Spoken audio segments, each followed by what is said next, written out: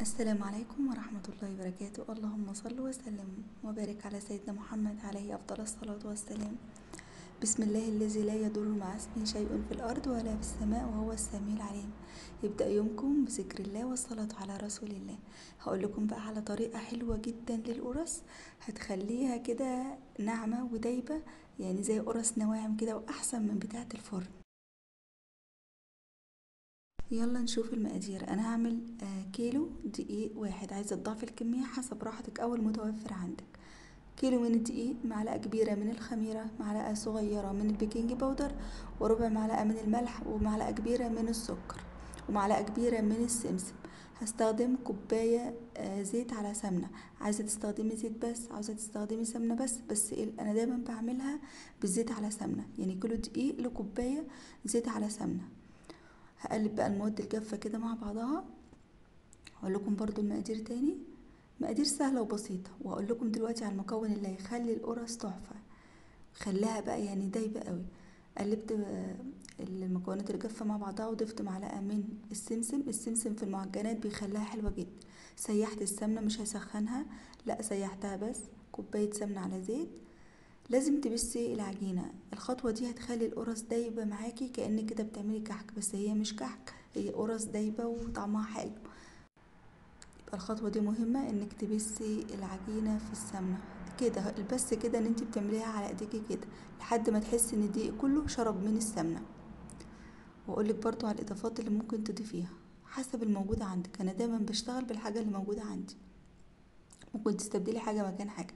بعد ما بسيت الدقيق، جبت كده علبة من القشطة، لو عندك قشطة فلاحي هتبقى أحلى وأحلى. السر في القرص الفلاحي القشطة أو اللبن الرايب بيخلوا القرص في حتة تانية. يا جماعة جربوا كده، تضيفوا قشطة على القرص، بجد هيخلي ريحتها وطعمها يعني حاجة حلوة قوي. هقلب بقى كده القشطة مع الدقيق. ممكن وضفت كمان مجهزة كوباية من اللبن. ممكن تضيفي زبادي. هو كيلو الدقيق هيستخدم كوبايتين ونص من السوائل، ممكن يبقى مية على لبن، ممكن تضيفي زبادي، ممكن لبن رايب، حسب اللي موجود عندك. شايفين بقى بعد ما عجنتها كويس هسيبها بقى تختمر، وبعد ما اختمرت هنشكل القرص زي ما انت عايزه. انا عملتها صغيره زي ما انتم شايفين. عايزه اقول لكم عملت معايا ما شاء الله كميه كبيره، يعني اللهم بارك، عملت يعني تقريبا 40 قرصه، هيكفوك الاسبوع. بتنفع في الفطار، بتنفع كوجبه سريعه، كسناك سريع للولاد او اي حد مستعجل. يعني قرصه واحده بتكفي، بتشبع، كفايه ان انت عاملاها في البيت بكل نظافه. عايزه تكبري القرص، يعني عايزه تكبري حجمها شويه، بس انا اعتقد ان هو كده حجمها كويس. بتحاولي تخليهم قد بعض، يعني بتحاولي على قد ما تقدري.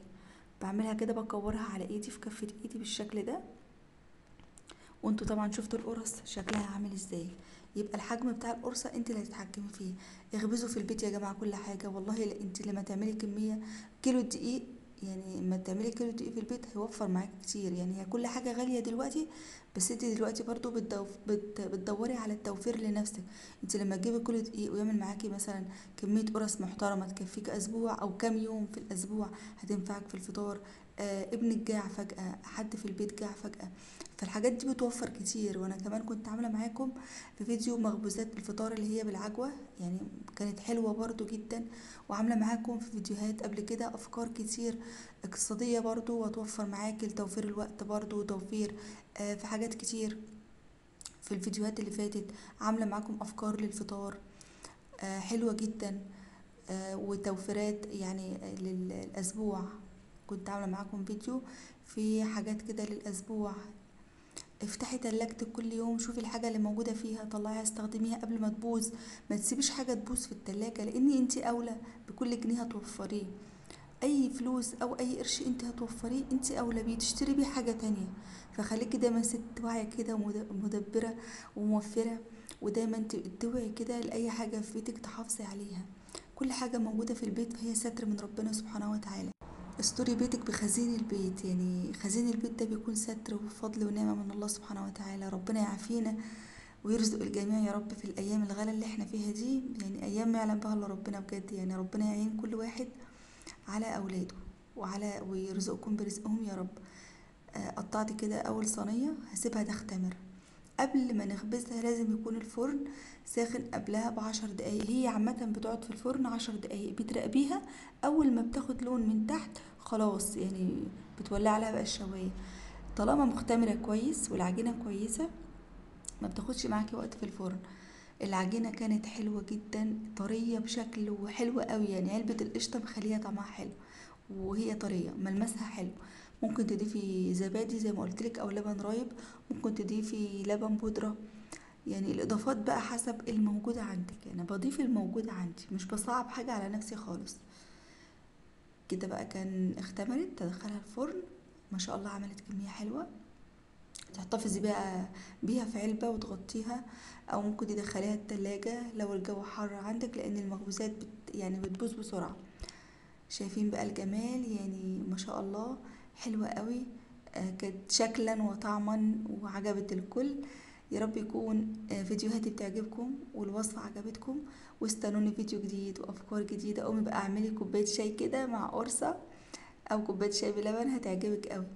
ولادي طلبوا مني عاوزين ناكلها بمربى او بجبنه، هتفتحيها كده بكل سهوله وتدهني فيها المربى. شايفين شكلها حلو قوي.